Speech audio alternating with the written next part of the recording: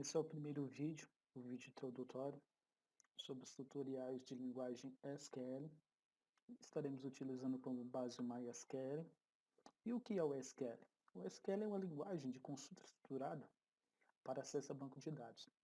O SQL ele é usado em diversos sistemas como MySQL, SQL Server, Oracle, que é um dos mais conhecidos. E o que esses sistemas têm de diferente? Por exemplo, cada sistema ele pode usar uma forma de dialeto do SQL próprio. Ou seja, o SQL Server ele utiliza o TSQL. A Oracle, o banco de dados Oracle, ele usa o PL-SQL. O Axe usa o JET-SQL. E assim por diante. Cada sistema ele pode utilizar uma forma própria do SQL, mas mantendo a mesma sintaxe da linguagem. E quais são as funções do SQL? Bem, a função do SQL é permitir o acesso a um sistema gerenciador de banco de dados relacionais e permitir a definição dos dados no banco de dados e manipulá-los. Pode ser embutido em outra linguagem usando módulos ou bibliotecas, ou seja, você faz uma aplicação em C# e Java e você pode embutir depois a linguagem SQL. Ela também pode permitir a criação e exclusão de banco de dados e tabela, permite a criação de exibições, storage, procedures e funções em um banco de dados. Ela também pode permitir a configuração de permissões de acesso em uma tabela ou procedimentos e visões das mesmas. E o SQL ele é dividido em 4 grupos de comandos, que são o DDL, o DML, o DCL e o DQL. O DDL, o Date Definition Language, ou seja, linguagem de definição de dados, tem 3 comandos que são o create, o alter e o drop. O create ele cria uma nova tabela no banco de dados ou outros objetos. O alter ele modifica um objeto já existente no banco de dados, como uma tabela. O drop ele exclui uma tabela inteira ou uma coluna, outro objeto do banco de dados. O DML, Date Manipulation Language, ou seja, é uma linguagem de manipulação de dados. Ou seja, você vai manipular os dados lá. Ele também tem 3 comandos que são separados em insertar, atualizar e o deletar ou excluir. Então, o insert ele cria um novo registro. O update ele modifica um registro. E o delete ele exclui registros. E também temos o DLC, ou Date Control Language, ou linguagem de controle a dados. Ele tem 2 comandos, e o que é que esses comandos fazem? O Grant, ele dá privilégios a um usuário. O Revoke, ele tira privilégios já fornecidos a um usuário. E temos, por último, o DQL, Date Carry Language, ou linguagem de consulta a dados. Ela tem apenas um comando, que é o select. O select ele obtém registros específicos de uma ou mais tabelas, mas o select, por ser apenas um, não é porque ele é apenas um comando dentro do DQL, que ele é o menos importante. Pelo contrário, ele é um dos mais utilizados, porque a parte de criação, a parte de update, todas faz um pouco de referência ao select. Porque depois você precisa utilizar para fazer manipulação de dados, você precisa selecionar uma tabela, obter informações, é utilizado o select. Bem, o SQL, o sistema SQL, ela tem uma base SGBDR, ou seja, um sistema gerenciador de banco de dados relacionais. Trata-se de um sistema de gerenciamento de banco de dados baseado em modelo relacional, introduzido por Edgar Frank Code. Ele foi o criador desse modelo relacional.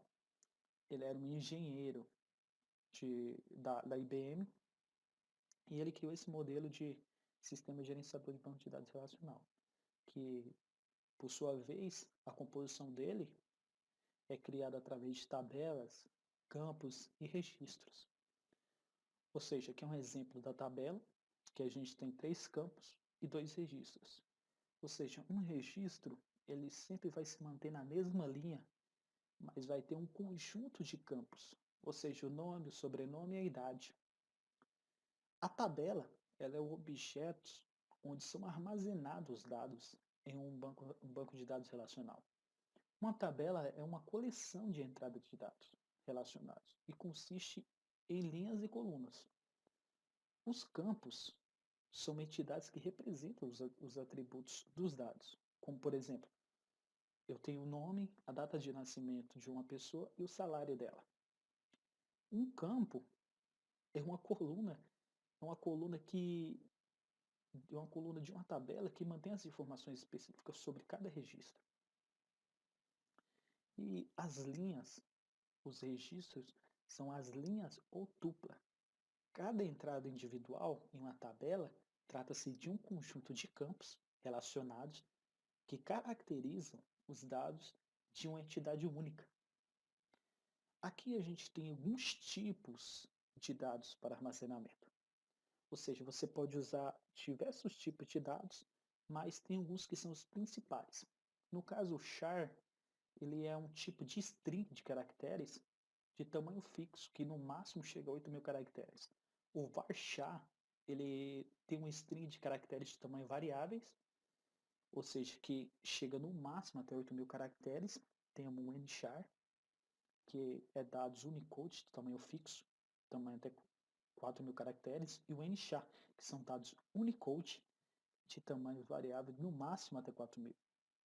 Temos o bit, que é 01 ou nada. Temos o tint, que são números inteiros, que vai de 0 até 255. Ele ocupa 1 byte de armazenamento. Tem o small int, que ele é um número inteiro, do tipo inteiro, que ocupa 2 bytes de armazenamento. E temos o int, que é um dos mais utilizados, principalmente para fazer chaves primárias de alto incremento, que ele tem um grande taxa de variação e ela ocupa 4 bytes. Temos também o BigInt, que temos que tomar muito cuidado quando utilizar, porque, como a gente pode perceber ali, ele usa 8 bytes de armazenamento. Então, cada registro ele ocupa 8 bytes de armazenamento. Então, se não é utilizável, se não é utilizável tantos dados, não vai inserir tantas informações, usa um int ou um small int, que já é o suficiente. Temos o BigInt, o real, que são números flutuantes, que aceitam ponto. No caso, você quer fazer um data, CPF, que vão usar o tipo real, que ele pode aceitar pontos e vírgula. Ele ocupa 4 bytes. Temos o datetype, que ele pega a data até de 1753 a 999.000, com uma precisão de 3,33 milissegundos. Temos o small date type, que ele pega desde 1900 até 2079, com uma precisão de 1 minuto. Temos também o tipo date, que ele só armazena a data, que vai desde o 001 até 9999. Ele ocupa 3 bytes. Tem o tipo time, que ele pega apenas a hora, e ele tem a precisão de até 100 nanosegundos. E temos também o tipo texto, que é cadeia de caracteres de tamanho variáveis, que vai até 2 GB de dados. E temos o money, que ele é muito conhecido no SQL Server. No caso do MySQL, a gente não utiliza. Ele é um dado monetário, ou seja, para valores monetários. Bem, aqui a gente fica no fim dessa aula introdutória e nas próximas aulas a gente já vai estar entrando na parte de modelagem de banco, dando exemplos práticos. Vamos colocar a mão na massa.